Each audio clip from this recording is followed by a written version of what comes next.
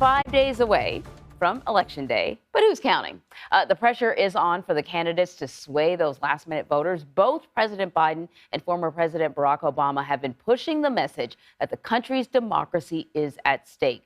Meanwhile, former President Donald Trump is urging voters to, quote, save the country by electing candidates he endorsed. CBS News correspondent Debra Alfarone has more on all of this from Washington. Are you going to start yelling?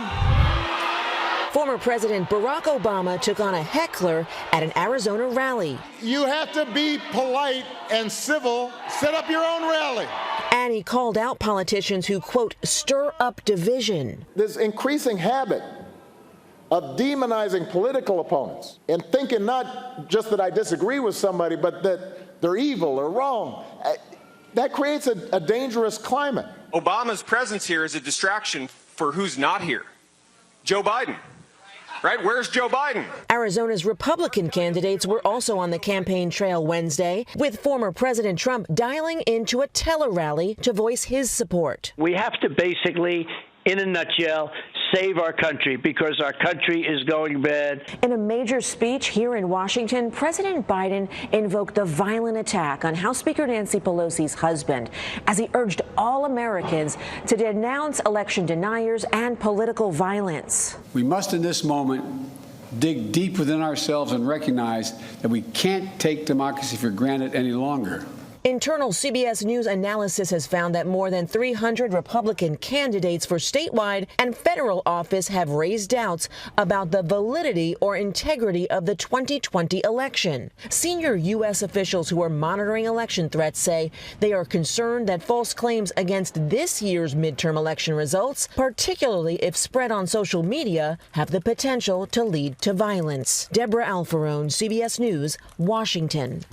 So here for more analysis on the role that the races in the Midwest are playing in the midterms is Eli Yokley. He's a senior reporter covering politics and campaigns for the Morning Consult. Really good to have you here because we spend a lot of time talking about Pennsylvania and Georgia and Arizona and, the whole swath in the middle that could have a huge impact.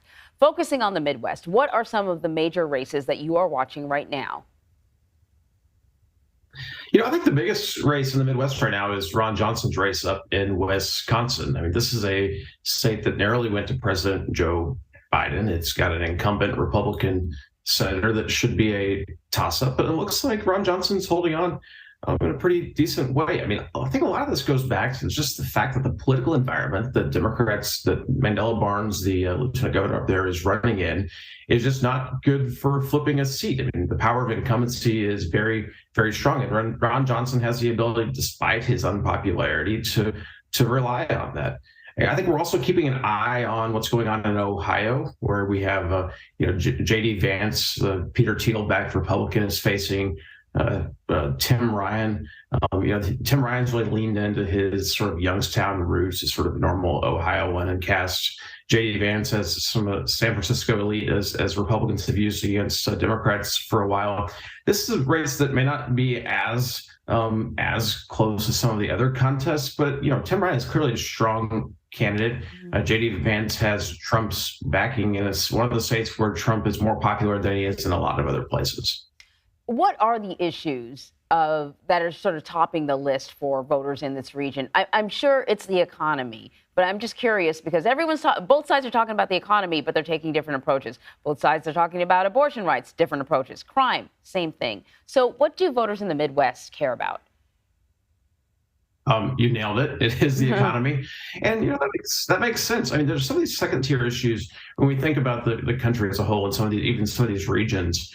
The economy comes in very high on voters' lists of what they're thinking about when it comes to the midterm elections. And then there's a few issues that sort of join together in the middle. You think about abortion that has energized Democrats early in the fall.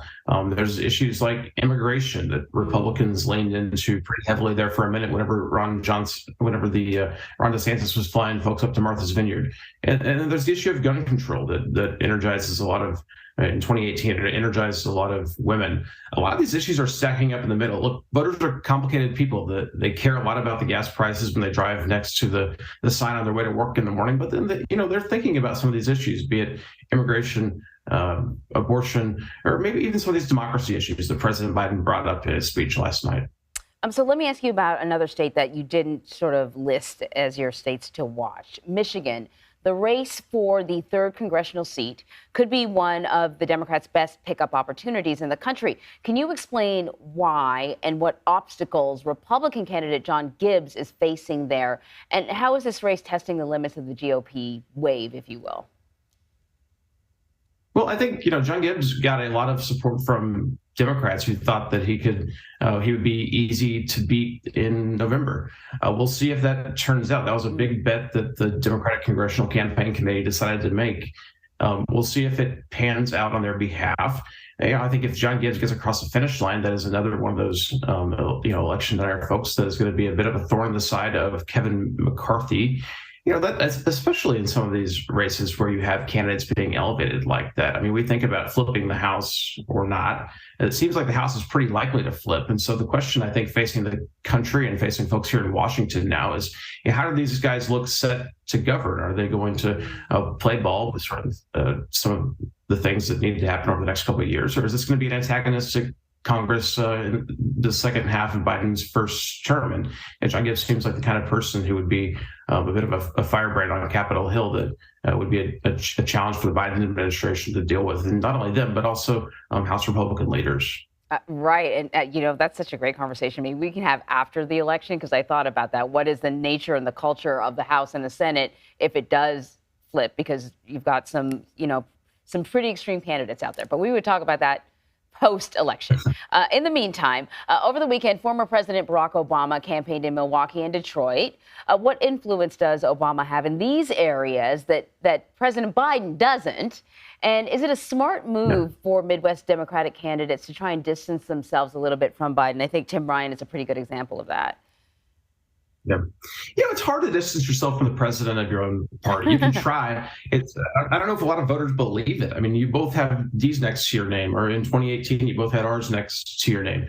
Barack Obama is a really, really good asset for the Democratic Party. It's, I think voters, like everybody, have a lot of nostalgia sometimes, and we can think back to the good old days of 2016 before we've gone through some tough times in our American politics that have been pretty divisive. These are places where Barack Obama is very strong still with the Democrats, even some independent voters. And, he thinks, I think if you read a lot of the reporting about where his head's at right now, he thinks a lot about these threats to democracy. But he also tries to think about how to talk about these issues in ways that voters can understand.